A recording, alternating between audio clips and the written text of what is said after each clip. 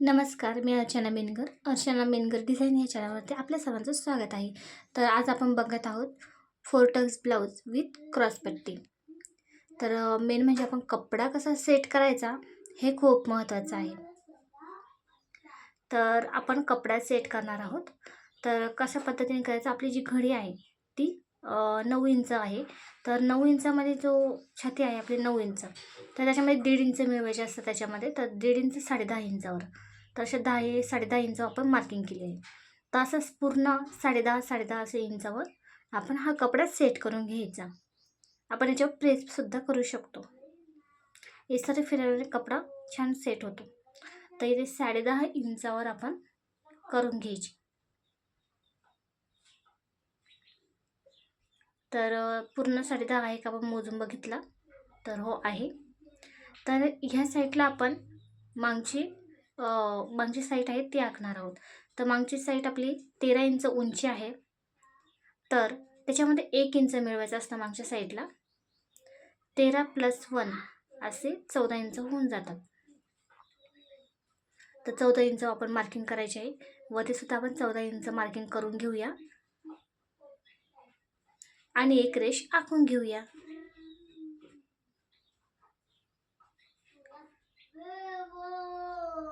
तेरामध्ये 1 इंच मिळून मी 14वर मार्किंग केलेलं आहे. 14 इंच घेतलेला आहे.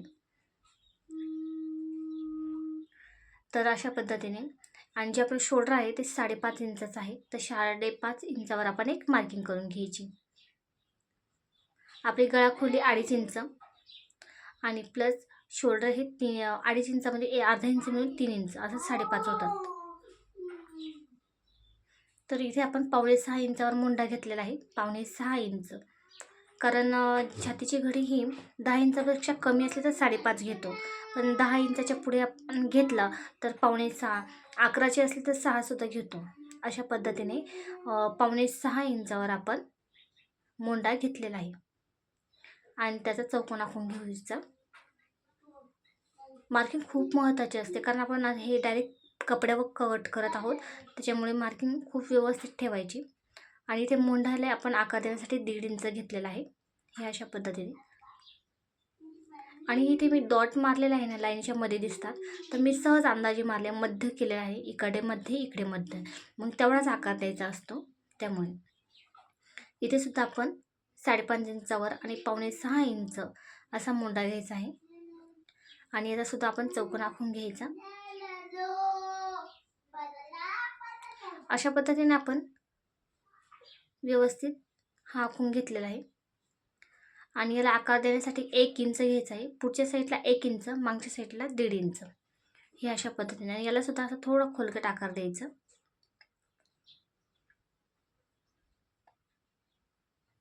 बघू शकता अशा पद्धतीने. तर आपण मागच्या साईडला 1 इंच मिळवलं. ओके, पुढच्या साईडला आपल्याला 2 इंच मिळवायचे आहे आता. तर इथे आपल्याला आपण गळा आखून घेऊया. गळा हा 5.5 इंचाचा आहे उंची आणि आपली गळा खोली 2.5 इंचाची. त्याचा चौकोन आखून घ्यायचा आणि गळ्याला सुद्धा आपण आकार देऊन घ्यायचा, हे अशा पद्धतीने. हा आकार खूप खोल नाही द्यायचा, तर असा थोडा वरतीच द्यायचा, कारण नंतर आपण कोरून घेतो तेव्हा ते व्यवस्थित करून घ्यायचा जेव्हा आपण स्टिचिंगच्या वेळेस.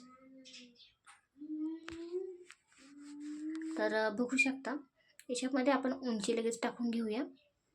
उंची 15 इंचावर आपल्याला करायचं आहे.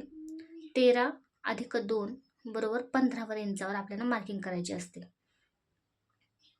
तर अशा पद्धतीने आपण 15 इंचावर मार्किंग केलेली आहे.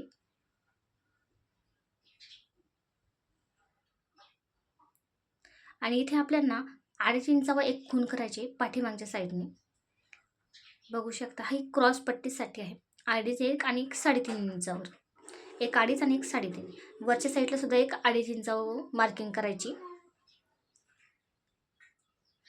आणि त्याच्यावर लाईन आखून घेऊया. हा 2.5 इंचाचा आहे, तर 2.5 इंच आणि 1 इंचाचे हे आणि हा पॉईंट 3.5 इंचावर मारायचा आणि त्याची लाईन ओढून घ्यायची. हे अशा पद्धतीने क्रॉस पट्टी झाली. आता इथे आपण टक्स मारत आहोत. एक 9 इंचावर, वरच्या साईडच्या साईडला 10 इंचावर आणि इथून आहे हा 4 इंचावर, अशा पद्धतीने.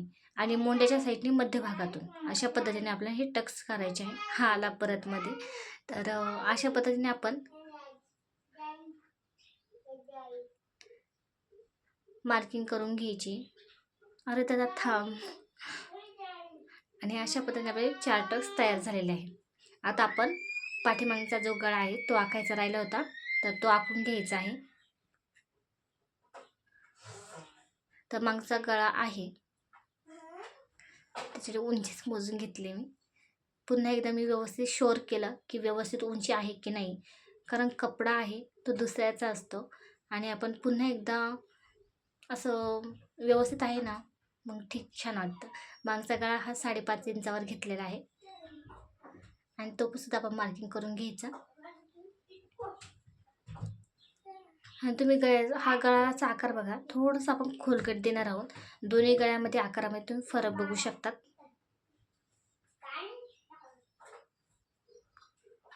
तर अशा छोट्या छोट्या गोष्टी असतात ना, त्या मिस नाही करायच्या. आणि त्याच्यामुळे ब्लाऊज खूप छान येतो. फिनिशिंग पण आपली खूप छान आला ना, ब्लाऊज खूप छान सुंदर दिसतो. इतकी सोपी पद्धत आहे आपलीवाली. तर बसायलासुद्धा एकदम परफेक्ट आहे. आणि हा आता आपण गळा आहे, दोन्ही गळा एकत्र कट केला म्हणजे आपला कपडा मोठा राहील. तर ह्या साईडने सुद्धा आपण कट करून घ्यायचा, बघू शकता कशा पद्धतीने. मग हे मोंड्याच्या साईड दोन्ही साईड आपण सोबत कट करायची, हे अशा पद्धतीने. आणि कट करून घ्यायचं. इथे आपण शोल्डर सुद्धा कट करून घ्यायचं. आता दोन्ही पार्ट वेगळे झालेले आहेत. आणि जो पाठीमागचा साईड आहे तर इथे 4 इंचावर मी मार्किंग केलेलं आहे खालच्या साईडने. आणि त्याचा सुद्धा आपण टक्स मारून घ्यायचा, म्हणजे पाठीमागचा पार्ट रेडी झालेला आहे. आता पुढचा पार्ट आपण पूर्णपणे रेडी करून घेऊया. आधी तर आपण क्रॉसपट्टी जी आहे ती कट करून घेऊया. आणि म्हणजे टक्स आहे त्यांना आपण छोटे छोटे कट्स मारून घ्यायचे, एकदम छोटेसे मारायचे, जास्त नाही मारायचे. थोडीशी काळजी घ्यायची, एकदम हळू मारायचे. अशा पद्धतीने आपण 4 टक्स मारून घ्यायचे, ज्या रेषा आखल्या होत्या त्याच्यावर, ज्याच्या आपल्याला स्टिच करायचं आहे. तर अशा पद्धतीने. आणि जो कपडा आहे वरचा त्याची मी एक बटन पट्टी काढून घेणार आहे आणि एक जी हुक लुक्स करण्यासाठी. ओके. तर अशा पद्धतीने आपण 2 पट्ट्या काढून घेतल्या, म्हणजे हे सुद्धा रेडी झालेलं आहे. आता क्रॉसपट्टी आहे ते 2च आहेत, अजून 2 काढायचे आहे, पण ते आपण नंतर शेवटी काढणार आहोत. कपडा जसा ॲडजस्ट होईल तसा. आता हा कपडा आहे, शक्यतो हा कपडा उरत नाही, पण हा कपडा त्यांनी जास्त 1 मीटर दिलेला आहे. आपल्याला 85 किंवा 90 सेंटीमीटर भरपूर होतो. तर याच्यामध्ये आपल्याला ना उंची आहे 8.5, त्याच्यामध्ये 1.5 इंच मिळून आपल्याला 10 इंच उंची लागेल. तर तिथे काही होत नाही आहे, अर्धा इंच कमी पडतं आहे फक्त. तर बघू शकता या साईडला आहे कपडा भरपूर त्यांनी दिलेला. तर मग वरच्या साईडला बराच कपडा उरला होता आणि शक्यतो इथेच बाही बसते. आणि त्याच्यासाठी आपल्याला मोंढा आहे तो मोजून घ्यायचा. वरती अर्धा इंच सोडून द्यायचं, खालच्या साईडने अर्धा इंच सोडून द्यायचं, सिंपल. आणि तो मोजून घ्यायचा आपण. तर बघू शकता 8.5 आलेला आहे, पण मी 8 घेऊया आपण, अर्धा इंच सोडून दिलेलं आहे. तर 8 इंचावर आपल्याला जे दंडघेर आहे तसं मोजून घ्यायचा. 8.5 इंचाची आपल्याला पट्टी ठेवायची आहे जी. ही बघा 8.5 आणि 4 पदर एकत्र करायचे आहे. हा 4 पदरी म्हणजे आपल्या 2 बाह्या बरोबर निघतात. अशा पद्धतीने फोल्ड करून 8 इंचाची घडी करायची आहे आपल्याला. कपडा व्यवस्थित करून घ्यायचा, कुठेही चुन्या वगैरे आल्या नाही पाहिजे, त्याच्यासाठी व्यवस्थित कपडा सरळ करून घ्यायचा, हे अशा पद्धतीने. आता इथे आपण 1 इंच सोडायचं आहे, जिथे आपण हे करणार आहोत, सुई धागा टाकणार आहोत, तिथे हात शिलाई करणार आहोत. तर पुढे घेऊया आणि 8.5 इंच आणि अधिक अर्धा इंच 9 इंचावर पुढे घेणार आहोत, म्हणजे बरोबर 9 आणि हा 1 इंच 10 इंच उंची लागते. पूर्ण 1.5 इंच मिळवलेला आहे आपण. इथे 3 इंच आपण मोंड्यासाठी घेणार आहोत. इथे 1 इंच सोडला, त्यानंतर 1.25 इंच परत खाली एक लाईन केली आणि इथे माशाचा आकार देऊन घ्यायचा आहे, हे अशा पद्धतीने. आणि माशाचा आकार देण्याची सुद्धा एक पद्धत आहे, ती तुम्हाला कमेंट जर मला केली तर मी तुम्हाला सांगेन ती पद्धत कशी आहे. त्यासाठी तुम्ही कमेंट नक्की करा. पण माझी आता सवय झाली त्याच्यामुळे माझा जो माशाचा आकार आहे तो व्यवस्थित येतो आहे माझा, त्याच्यामुळे मी काही ते आखत नाही एवढं. आणि तो कट करून घ्यायचा. आता हा मासा आहे तर आपण इथे टक्सुद्धा मारून घ्यायचा आहे बाहीसाठी. जो मध्य असतो तिथे बाही कापून आपण सेपरेट टोन केलेला आहे. ह्या अशा पद्धतीने आता वेगळ्या करून झालं की आपण माशाचा आकारसुद्धा कट करून घ्यायचा. 2 खाली सोडले, 2 वरती पदर काढायचे. हे बघू शकता इथे टक्स मारून घ्यायचा.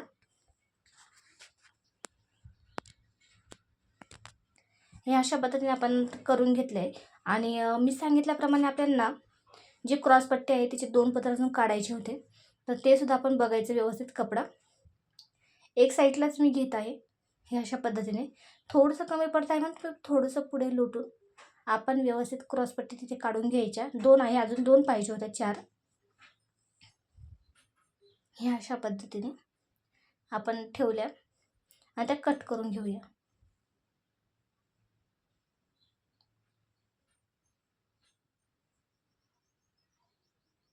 आता आपल्या क्रॉसपट्ट्यासुद्धा तयार झालेल्या आहे.